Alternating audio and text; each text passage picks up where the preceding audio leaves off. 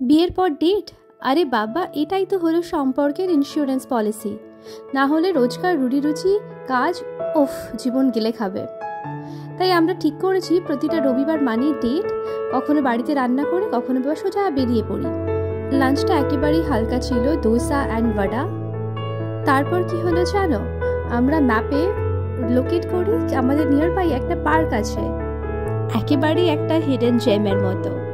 তাই হাঁটতে হাঁটতে ঢুকে এলাম। অ্যান্ড সুন্দর রাস্তা, দুদিকে সবুজ গাছপালা এবং একটা সুন্দর ঘেরা বাঁধানো পুকুর।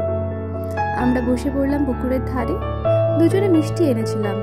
খেতে খেতে গল্প করতে করতে কাটিয়ে ফেললাম সারাটা দুপুর। এইসব ছোট ছোট ডেটই তো বড় বড় মোমেন্টস তৈরি করে। তাই বিয়ের পর ডেটিং মাস্ট, না হলে ভালোবাসা কই, পকেটের মতোই শুকিয়ে যাবে। চলো, আজকে ডায়েরি এইটুকুই। আবার দেখা হবে পরের ভিডিওতে। ততক্ষণ তোমরা দেখে নাও এই কিউট পাপিসগুলো।